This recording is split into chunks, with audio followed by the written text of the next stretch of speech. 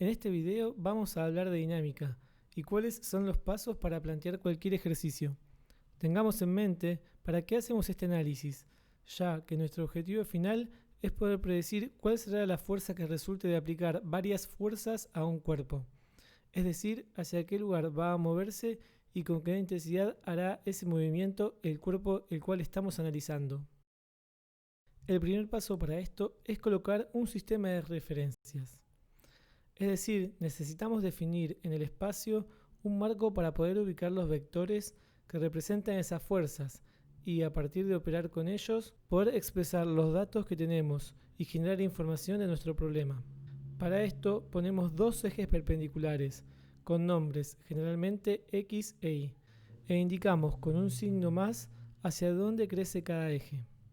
Luego, sobre este eje de referencias, colocamos nuestros vectores, los cuales tienen módulo, dirección y sentido.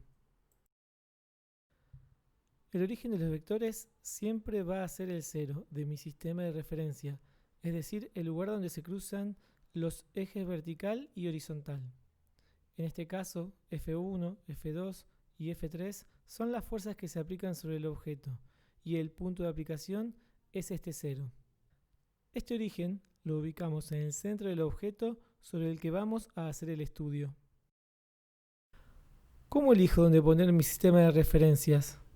La idea es ponerlo en función de las fuerzas que actúan y la posible resultante, porque de esa manera tengo que descomponer menos vectores para sumarlos, y se hace más fácil hacer las cuentas. Veámoslo en un ejemplo.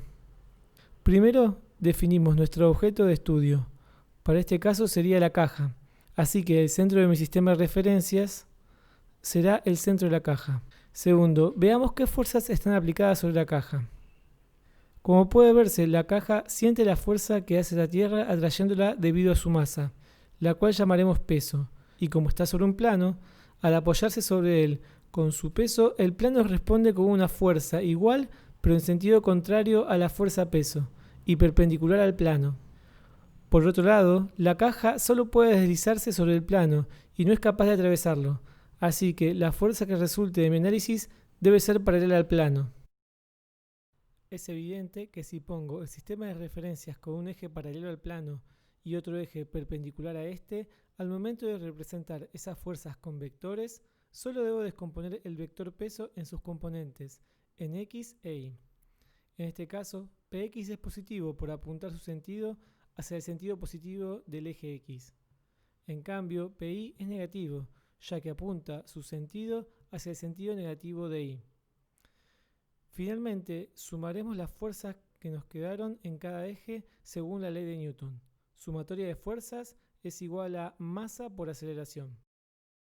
Veámoslo como un ejemplo con varios sistemas de referencia cuyas fuerzas están relacionadas entre sí. El criterio es el mismo, hay que simplificar el ejercicio. ¿Cómo? Poniendo los ejes de referencia de tal manera que al momento de descomponer las fuerzas trabajemos lo menos posible. En esta primera instancia analizaremos el sentido de cada fuerza. M1 podría moverse sobre el plano hacia arriba o hacia abajo. Las fuerzas aplicadas serían el peso de su masa, la normal que el plano ejerce sobre él y las tensiones de las cuerdas. M2 solo puede subir o bajar por el plano inclinado. Las fuerzas aplicadas serían el peso de su masa, la normal que el plano ejerce sobre él y las tensiones de la cuerda que lo unen a M1. M3 se podría mover solo verticalmente, ya que las fuerzas que tiene aplicadas serían el peso y la tensión de la cuerda que lo une a M1. Por esto es que elegimos poner los ejes como se ve en la figura.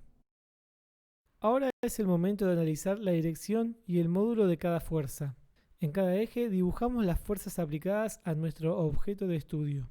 Luego realizamos la suma de sus módulos, colocando el signo de cada uno según se apuntan hacia la parte positiva del eje que le corresponde o no.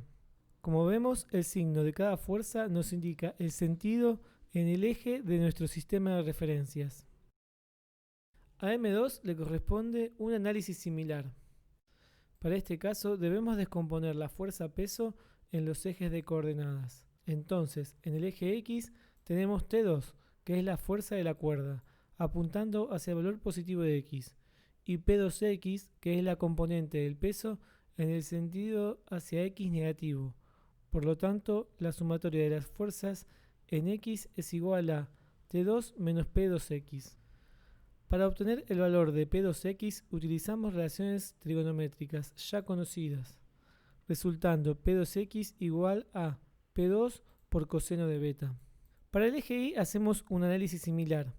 Para este caso tenemos la fuerza que le hace el plano al cuerpo en respuesta a la fuerza peso que el cuerpo hace sobre el plano, N2, y la componente del peso en este eje que es P2Y. Los signos, nuevamente, los ponemos según hayamos puesto los signos de nuestro eje. Para este caso sabemos que la sumatoria es 0, ya que la normal es una fuerza de respuesta del plano, igual en módulo y dirección a la fuerza que el plano recibe, pero en sentido contrario. Ahora llega el turno de M1. Evidentemente las fuerzas que se aplican sobre M1 son en X, T2 que viene de la soga unida al cuerpo 2, T3 de la soga unida al cuerpo 3 y PX que es la componente del peso en el eje X. La sumatoria de sus módulos es, en definitiva, la fuerza resultante. Según las leyes de Newton, esta fuerza tiene un valor de M1 por la aceleración que tendrá ese cuerpo según el eje X. Nuevamente, debemos aplicar trigonometría para encontrar la proyección del peso sobre el eje X. Para el caso del eje Y, el análisis es similar al del cuerpo anterior. La fuerza resultante es 0, ya que solo hay dos fuerzas que aplican sobre este cuerpo en este eje. La normal, que le hace el plano en respuesta al peso, y el peso del cuerpo en Y, PI. Ambas de igual módulo y dirección, pero en sentido contrario, por lo cual se compensan.